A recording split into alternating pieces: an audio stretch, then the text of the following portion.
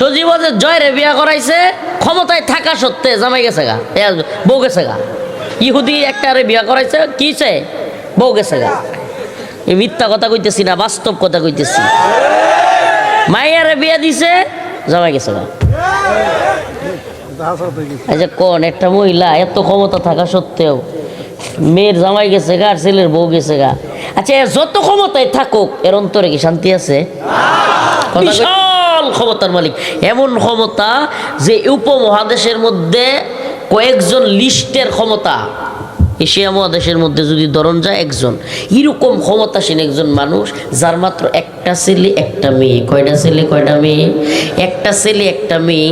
ছেলেটারে বিয়া হরাইছে, বউটা গেছে গা। মেয়েটারে বিয়া দিছে, জামাইটা গেছে গা।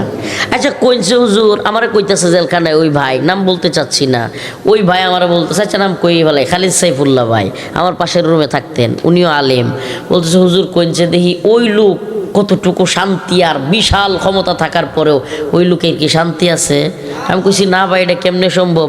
কই হুজুর, ছেলের যে বউ গেছে গা, বউর কিন্তু বাচ্চা আছে, ওই বাচ্চাটি খালি কান্দে যে আমার আব্বার রান্না দাও, আম্মার রান্না দাও। এখন তো ওই নানি বা ওই দাদি কতটুকু সুখে আছে? খেলাইটা জানো? আমরা শেখ হাসিনা।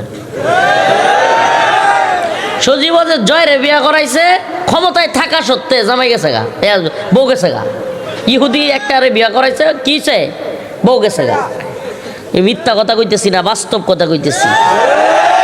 মাইয়ারে বিয়া দিছে, জামাই গেছে গা। আচ্ছা কোন একটা মহিলা এত ক্ষমতা থাকা সত্ত্বেও মেয়ের জামাই গেছে গা আর ছেলের বউ গেছে গা?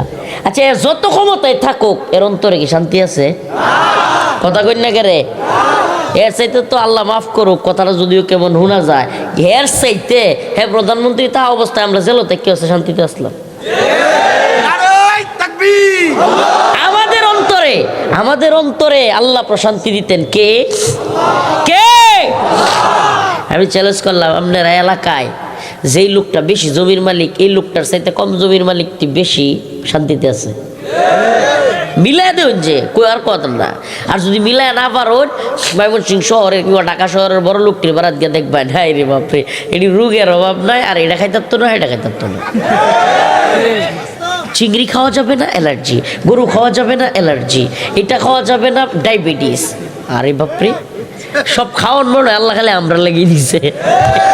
ডাইলটা ভাতকে আইলটা আটটা যায়, যা দে ক্ষেতের কিনারে বয়ে খাইলেও 2 বাড়ির নিচে হয় না, 3 বাড়ি। কথা কই না কে রে? আল্লাহ সুবহানাল্লাহ, বড় খাওয়ার শান্তি এলো খেতে রাইলো। আমি আব্বা এত কাজ করতো, আব্বার একটা এটা বদ অভ্যাসী আছেন।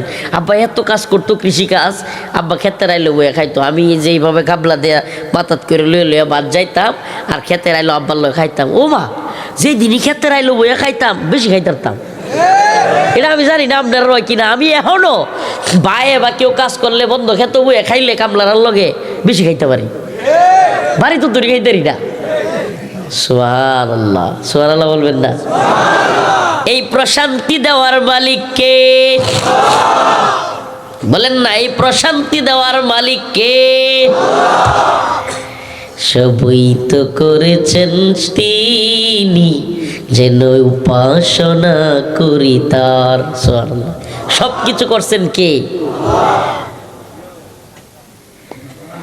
তাইলে এই যে প্রশান্তি, আমি জানি এটা অনেকের সাথে মিলতো না। যারা দুনিয়াদার এদেরকে এই কথা বলে, দুনিয়াদার 1 কোটি টাকার মালিক হইলে চেষ্টা করে 5 কোটির কেমনে মালিক হবো। ভাইরে এস পেরেশানি করতে করতে 5 কোটি পর্যন্ত যাইতো তো পারে না। 3 কোটির সময়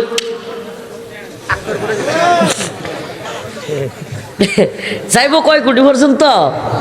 5 কোটির চিন্তা করছেন, গেছে কোন পর্যন্ত? 3 কোটি নাই। এখন এই যে সারাটা জীবন গেল, ঠিক মতো খায়ও নাই, ঠিক মতো কোনো কিছু উপভোগও করে নাই, ইবাদতও ঠিক মতো করে নাই, দুনিয়া দুনিয়া দুনিয়া দুনিয়া করতে করতে কব্বর গেছে, না উপভোগ করছে না আখিরাতের ফিকির করছে। তাহলে করলিটা কি তুই? আপনি এভাবে চিন্তা করেন নাই কখনো, বাস্তবে করলিটা কি তুই? হাই হাই, এর সাথে ঠিক মতো খাইলেও তো কাম হইতো। সুবহানাল্লাহ। ফামান যুহজিহা আনিন নার ওয়া উদখিলাল জান্নাতা ফাকাদ ফাজ ওয়া মাল হায়াতুদ দুনিয়া ইল্লা মাতাউল গুরুর।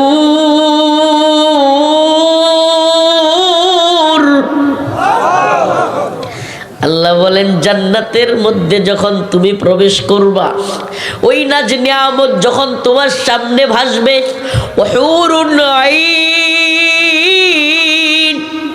তোমার চোখের সামনে যখন ডাগর ডাগর চক্ষু বিশিষ্ট সুন্দরী হুরেরা তোমার সামনে যখন আসবে, যখন তোমার সামনে জান্নাতের নাজ নিয়ামত ঘুরতে থাকবে, যেখানে মন চায় তুমি যেতে পারবা।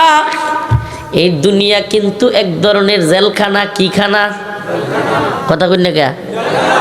চাইলেই ভারত যাইতে পারবেন, সীমান্তে ঠাস করে বিএসএফ গুলি মারবো, তেরে একটা জেলখানা হইল না? দুনিয়াটা কার? কথা কয় না? তো ভিসা লাগতো কে রে? এটা কখনো চিন্তা করছো এইভাবে? পাসপোর্ট লাগতো কে রে? দুনিয়া সব আল্লাহ, পাসপোর্ট লাগতো কে? আপনারা তো এইভাবে চিন্তা করেন নাই। আসলে এই রাষ্ট্রীয় সিস্টেম, এই তথাকথিত প্রথা তো আমাদের দুনিয়াদারদের সৃষ্টি করা। আলাদা আলাদা রাষ্ট্র বানাইছে যাতে একজন আর একজনের মানতারে না, তো বুঝেন না?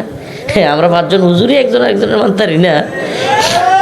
এই যে তারাপুরি ভাই শ্বাস করে চিল্লার মেরে রিক্সার বুট চাইছে, যদি আরেকজন বিএনপির থাকতে হতো ধানের শেষ। কেমন রইল ইসলামিক মাহফিল? এই লেগে আমি না এটা চেষ্টা করি যে ইসলামিক প্রোগ্রামে, খেলাফত মজলিসের দলীয় প্রোগ্রামে গিয়া ইচ্ছা মতো রিক্সার বুট চাক, জামাতের ইয়ার মধ্যে গিয়া ইচ্ছা মতো দাঁড়িপাল্লার বুট চাক, বিএনপি গিয়া তাদের জনসমাবেশে ইচ্ছা মতো দানের শীষের বুট চাক। কিন্তু এই ওয়াজ মাহফিলগুলো যদি খালি একদিন আমরা রিক্সা করি আর কেউ দাঁড়িপাল্লা করে, বিএনপির যে অবস্থা সারা দেশে সব বৃক্ষ ওদের এই দানের শীষ।